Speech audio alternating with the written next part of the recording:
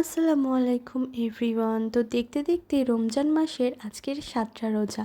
তো আমি তো 7টা রোজা রাখতে পারিনি, এটাই আমার প্রথম রোজা, আমার ভাঙা পড়েছিল তাই। তো আমি ভোরবেলা উঠে সেহরিতে আজকে খেলাম হালিম আর তার সাথে ভাত। তো আগের দিন ইফতারিতে হালিমটা বানিয়েছিলাম, একটু বেশি হয়েছে তো সেটা দিয়েই ভাত খেয়ে নিলাম, তারপর একটু বেশি করে পানি খেয়ে নিলাম।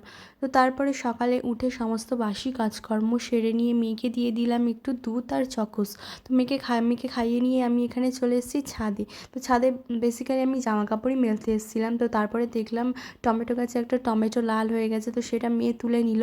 তারপরে দেখলাম গাছে মাটিগুলো একদম শুকনো হয়ে গেছে, পানি নেই, তো একটু পানি দিয়ে নিচে চলে এলাম। তারপরে মেয়ের জন্য বানিয়েছিলাম খিচুড়ি, তো মেয়েকে খেতে দিয়ে দিলাম। খেতে দিয়ে দেওয়ার পরে আমি গোসল করে নিয়ে এখানে নামাজ পড়ে নিলাম জোহরের। তো নামাজ পড়ে নিয়ে একটু রেস্ট নিয়ে তারপরে চলে এলাম এখানে রান্না বান্না করতে।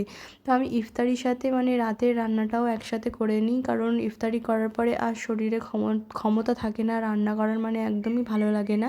তো আজকে আমি রান্নাই করেছিলাম মাছের মাথার ঝাল, আর এখানে করেছি নিম পাতার ফুল দিয়ে, আলু দিয়ে আর মাছের ডিম দিয়ে একটা ভাজি মতো। রোজার সময় তেঁতোটাই খেতে খুবই ভালো লাগে তরকারি থেকে, আর তেঁতোটাও হয়েছিল খুব টেস্টি, আমার তো খুব ভালো লেগেছিলো। তো তারপরে আমি এখানে করে নিচ্ছি পেঁয়াজ, আর আমি একটু আলু গ্রেট করে দিয়েছিলাম। তো পেঁয়াজিটা করে নেওয়ার পরে আমি এখন ফলগুলো কেটে নেব। তো আজকে ফলে ছিল যেমন তরমুজ, তরমুজটা তো মাস্ট থাকে, তরমুজ ছাড়া ইফতারি অসম্পূর্ণ। তো আমি এখানে তরমুজ কেটে নিয়েছি। তরমুজগুলো কেটে নেওয়ার পরে আমি এখানে কেটে নিয়েছি শসা, তারপরে আমি কেটেছি শাকালুগুলো কেটে নেওয়ার পরে আমি কেটেছি পেয়ারা। তরমুজটা আমি আজকে এখান থেকেই কিনেছিলাম, শেষ হয়ে গিয়েছিল। তো পেয়ারাটা অতটাও মিষ্টি ছিল না যতটা ভালো বলেছিল।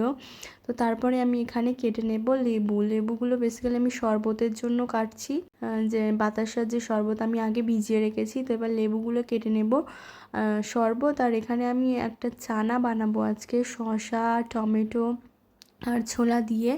তো তার জন্য আমি শসা একদম কুচি কুচি করে কেটে নেব। কুচি কুচি করে কেটে নেওয়ার পরে আমি এখানে আগের দিন যে ছোলাগুলো ছিল বেশি, সেইগুলো দিয়েই চানা বানাবো, ওইগুলো খেতে বেশি ভালো লাগে। তো তার জন্য আমি এখানে একটু টমেটোও কুচি করে কেটে নিয়েছি। তো আমি এখানে ফলগুলো কেটে নিয়ে আমি এখন চলে গিয়েছি আসরের নামাজ পড়তে। তো নামাজটা পড়া হয়ে গেলে এখানে এসে ভাত বসিয়ে দিয়েছিলাম। তো তারপরে আমি এখানে একটা চানা মশলা করেছিলাম, চানা বানানোর জন্য, যেটা খেতে খুবই ভালো লাগে।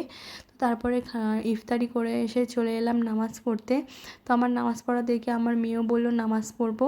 তো আমার মেয়ে এখানে নামাজ পড়ছে আর সবার জন্য দোয়া করে দিচ্ছে।